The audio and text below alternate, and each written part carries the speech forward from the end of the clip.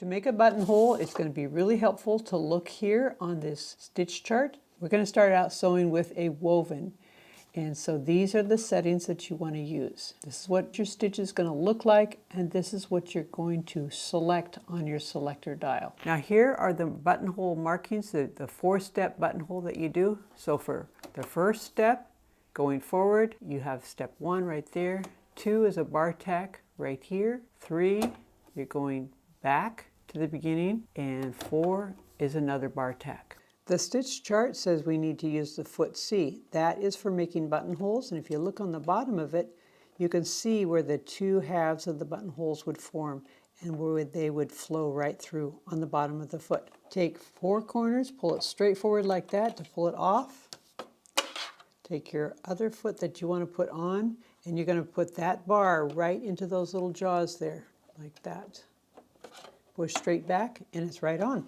And then this is your recommended thread tension. I've got mine at 4. I'm going to just leave it at 4. This is your stitch length, which means you're going to be up here where it has a little buttonhole showing on your stitch length dial. Now this is shirt weight fabric. I'm using unbleached muslin, but it's the same weight as shirt weight fabric.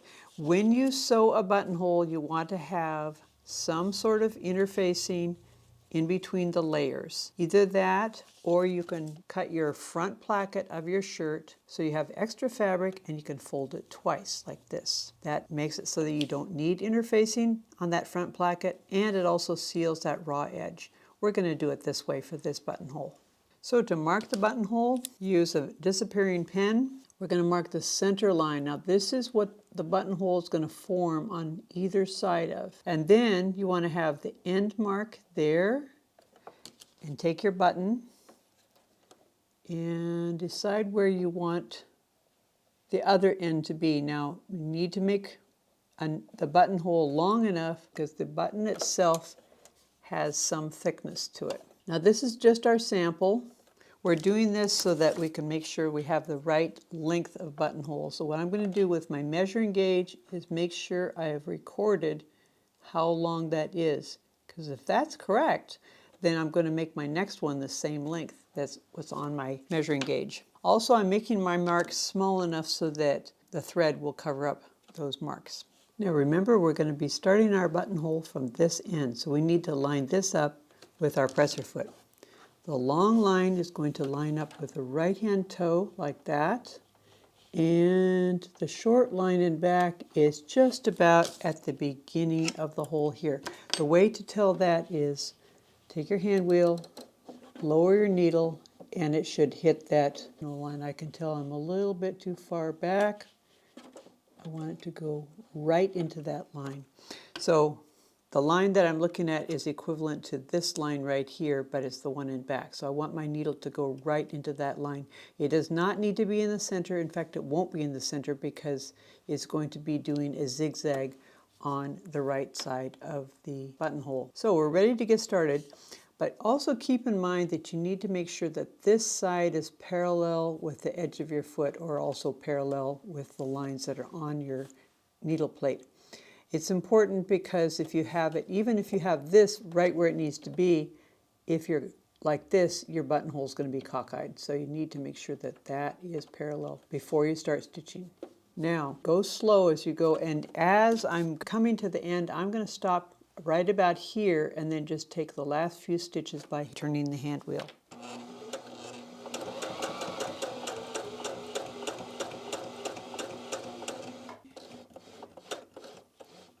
Now, as I get to the end, that last stitch went right into that line that's going to be for the bar tack. So now we go over here to the stitch selector dial and we turn that to 2. We do our bar tack about 3 or 4 stitches. Make sure that the needle's up.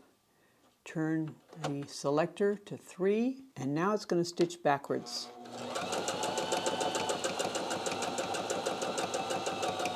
And notice I'm just lightly guiding it with my hands. The last couple of stitches, do by hand just to make sure you get right into that bar tack line. Needle up, go to 4, and take several stitches. Okay, now I want to be ready for my next buttonhole, so I'm going to put this right back into 1. So, To cut the threads, we want to start out by cutting off the beginning thread tails because they are stitched into the fabric with the stitches after it. We want to wait until those thread tails are cut off before we cut these. The reason for that is once I've cut these, it may be hard to differentiate between what are the beginning threads and what are the ending threads. The ending threads, if I simply cut them off, the buttonhole would come unstitched.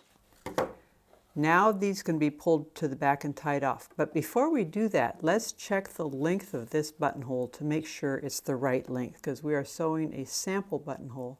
Now we want to guard that end bar tack there so that when we cut it with a seam ripper, we don't cut through that bar tack accidentally. Make sure you cut straight down between the rows of stitching so that you don't accidentally cut those threads that you just stitched. Flip it over, reset your pin. You can see where we've already cut and cut from the other end towards the center. There, we've opened the buttonhole. Now we take the button and check it. That seems a little bit loose, so we're going to adjust that measurement on our seam gauge to make it a little bit less, and then we're going to mark a new buttonhole, sew it again, and check it again. I don't need the button this time. What I do need though is my measuring gauge right there. Now remember, we want our needle to drop right into this line, not behind it or ahead of it, but right into that. So let's line it up like this with a longitudinal line, and then let's check it with the needle. Looks like I'm a little bit ahead. Now when I'm lowering that needle, the feed dogs are moving the fabric backwards a little bit. Now check again on your stitch selector dial to make sure you're on one. This is parallel. We're good to go.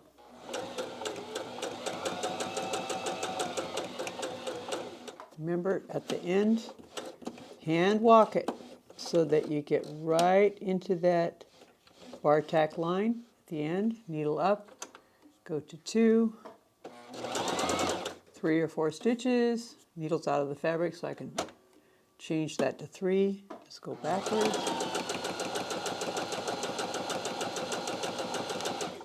I'm going to go the last few stitches by hand, just like this. Make sure that the needle drops right into that bar tack line. Go back to 2. Take 3 or 4 stitches. Now notice also, I am only guiding with my hands. I'm not pushing or pulling. That's important. Okay. Now we can take this out. Got to make sure and guard the end of our bar tack. And if this is the right length, then we'll just leave that measurement on the gauge and mark all of our buttonholes using that measurement on the gauge. So here we go. Make sure that you don't cut any of those threads that you just stitched. You only want to cut the fabric. Threads out of the way. Put that through there. Ah, that's just right. So it should just have a little bit of resistance, which is what you want, because you don't want buttons to come unbuttoned by themselves. And you don't want it to be so tight that it's hard to button your buttonhole. Now for finishing the ends of your buttonhole, your tail ends, what you want to do is go to the back, pull the thread on the back until you get a little loop of thread there. I'm going to take my needle and grab that to pull it through, and as you can see, it's disappearing to the back. Now we tie these in a knot to secure the ends of the thread. Like this, a nice square knot. And that will keep the buttonhole from coming unsewed. Now these tail ends, you don't want to cut them right down to the fabric, so I've got a way of hiding them underneath. So I take my darning needle and I put it through to the back, but between the layers, take the ends of my thread, thread them into the darning needle, like that, pull it through, and you can see using a large-eyed needle is really useful. Pull that through. Now I can cut them about a 1/4 inch length like that, and they're hidden on both sides. All right, we also want to make sure that we have cut these threads out of here. That's important. For one thing, it'll make a nicer, neater looking buttonhole, but we also don't want to get our button accidentally caught through one of those loops there, because that could cause pulls in our fabric. You want it nice and neat. Now, let's try it again one more time. That works great. If you found this video to be helpful, give us a like. And if you have comments, questions, or ideas for other videos you'd like to see, let us know in the comments down below. Thanks for watching. Bye.